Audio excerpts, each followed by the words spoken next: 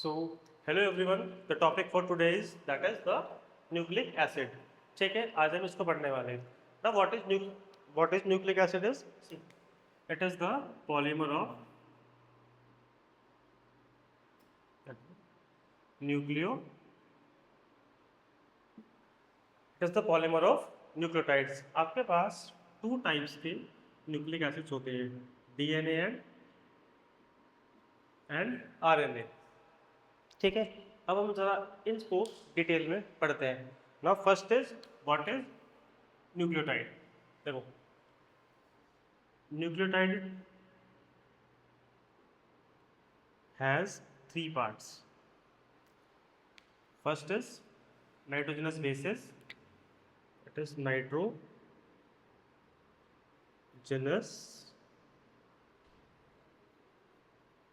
basis. Second is pentose sugar, and the third is phosphate group.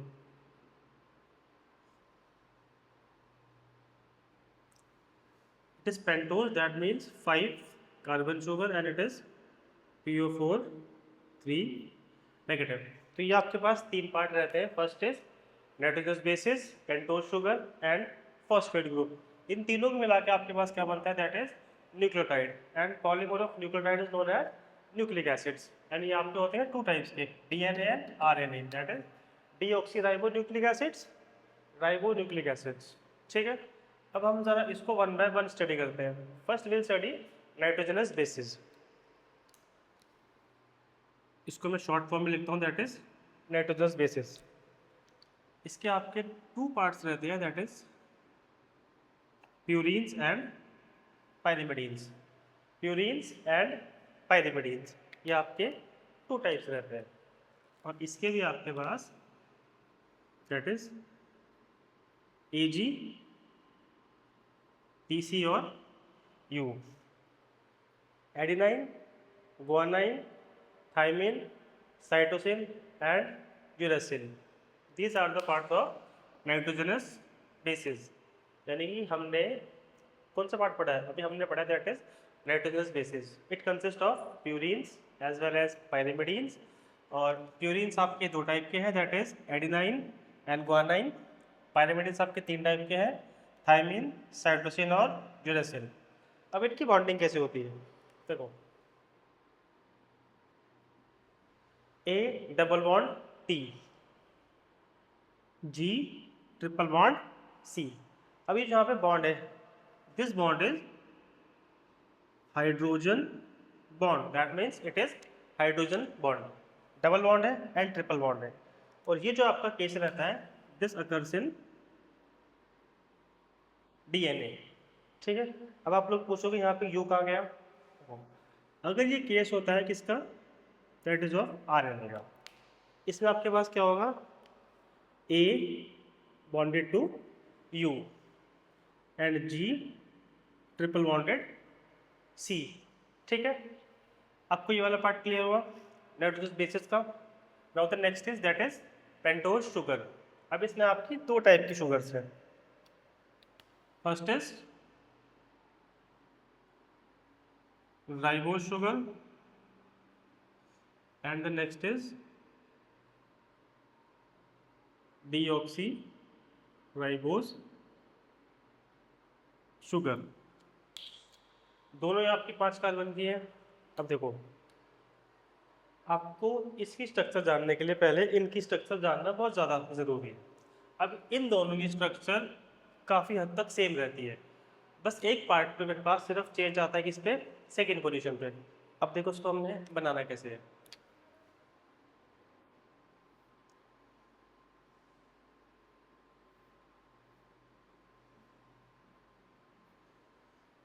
ठीक है, इसकी भी सेम बनाएंगे.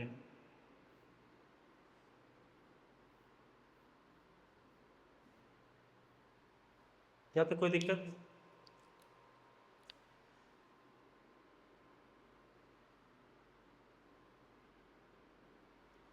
सिर्फ इतना सा डिफरेंस होता है और कोई डिफरेंस नहीं होता. CH2OH CH2OH, ठीक है, H H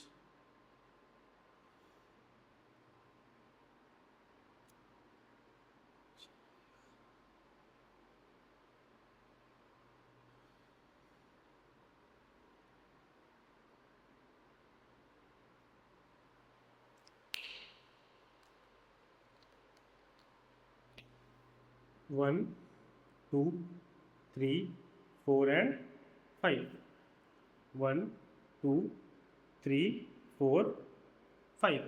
आपके पास दोनों, मेरे पास कितने कार्बन की, 5 कार्बन 5 कार्बन। आपका डिफरेंस कहाँ पे आता है, ऑन द सेकेंड पोजीशन, ठीक है। अब अगर मैं आपसे सिंपल एक बात कहूँ, अगर सेकेंड पोजीशन पे H है तो आपकी शुगर कौन सी है, डीऑक्सीराइबोस। अगर आपका सेकेंड पोजीशन पे OH है तो आपकी शुगर कौन सी, दैट इज राइबोस।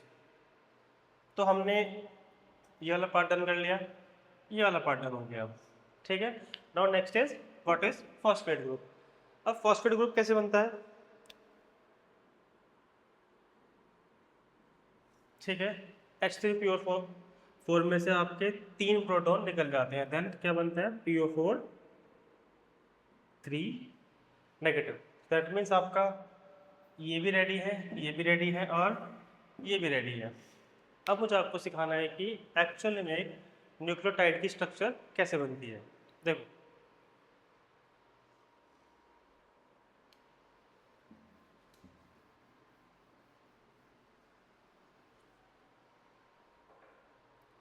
सी, अगर अब अगर मैं आपसे बात कर रहा हूँ किसकी, राइबोस शुगर की, आप उसको कैसे डिफ्रेंशिएट करेंगे।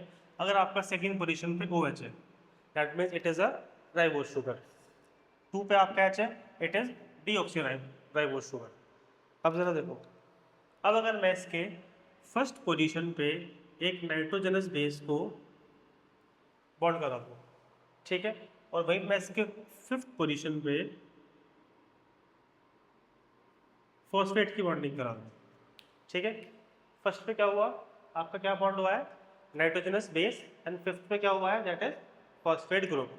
सी, nitrogenous base, pentose sugar, phosphate group, it will form nucleotide. Nitrogenous base, pentose sugar, phosphate group, it will form nucleotide. अब देखो, इसमें से जो एक क्वेश्चन आता है वो आता है लिंकेज के बेस पे, कि कौन सी लिंकेज कहाँ पे है, लिंकेज मीन्स बॉन्डिंग कहाँ पे है। अब अगर मैं आपसे यहाँ पे बात करूँ, इस पॉइंट पे आपकी कौन सी बॉन्डिंग रहती है, फोस्फो एस्टर। ध्यान रखना, फोस्फो एस्टर, डाइएस्टर नहीं है, phospho ester, phospho ester linkage कहाँ पे होती है, जब आपके 5 प्राइम पोजीशन पे आपका फॉस्फेट आके बाइंड करता है, तब क्या होती है, फोस्फो एस्टर लिंकेज। फर्स्ट पे क्या रहता है आपका, that is N glycosidic linkage, that is N. अब ये मेरे पास यहाँ पे एन क्यों है, क्योंकि इट इज नाइट्रोजनस बेस, ये मेरे पास जाके नाइट्रोजन से बॉन्ड करता है, इसीलिए हम यहाँ पे लगाते हैं N, that is N glycosidic linkages, ठीक है। ये आपको समझ आया, phosphoester linkage and N glycosidic linkage.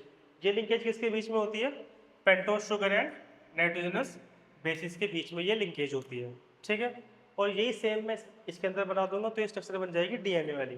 देखो, अगर मैं फर्स्ट पोजीशन पे क्या डाल देता हूँ, नाइट्रोजनस बेसिस, ठीक है। फिफ्थ पे आपका मैं क्या डाल देता हूँ, फॉस्फेट फॉस्फेट ग्रुप। वही सेम कहानी है, फर्स्ट पोजीशन पे आपका क्या आएगा, एन ग्लाइकोसिडिक लिंकेज। यहाँ पे आपका क्या आएगा, that is phospho ester bond या फिर फॉस्फो एस्टर लिंकेज, ठीक है। This is a nucleotide and this is also a nucleotide. बस सिर्फ फर्क कितना है, अगर आपके पास राइबोस शुगर है, आपको ध्यान देना है कि सेकंड पोजीशन पे OH है, और अगर आपके पास डीऑक्सी राइबोस, आपको ध्यान देना है सेकंड पोजीशन पे OH है। वो आपसे क्वेश्चन सिर्फ ऐसे ही पूछ लेगा कि भाई जो आपका RNA है वो ज़्यादा अनस्टेबल क्यों होता है। देखो, अगर मैं आपसे बात करूँ, RNA is unstable and it is chemically more reactive. वही जो आपका DNA है, it is more stable and it is chemically less reactive. तो जो आपका आरएनए होता है वो ज़्यादा रिएक्टिव क्यों होता है? Just because of this position कि उसके 2 प्राइम पे OH प्रेजेंट रहता है। ये बात आप ध्यान रखेंगे और इसको हमेशा इस तरीके से, अगर 2 प्राइम पे OH है देन इट इज राइबोज, अगर 2 प्राइम पे H है then it is deoxyribose.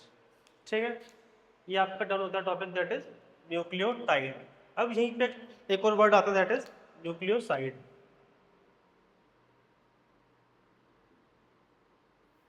Nucleoside, अब ये क्या होता है? देखो इसमें क्या है, साइड, यानी कि इसमें से फॉस्फेट को हम साइड कर देंगे, यानी आप फॉस्फेट को साइड में कर दो।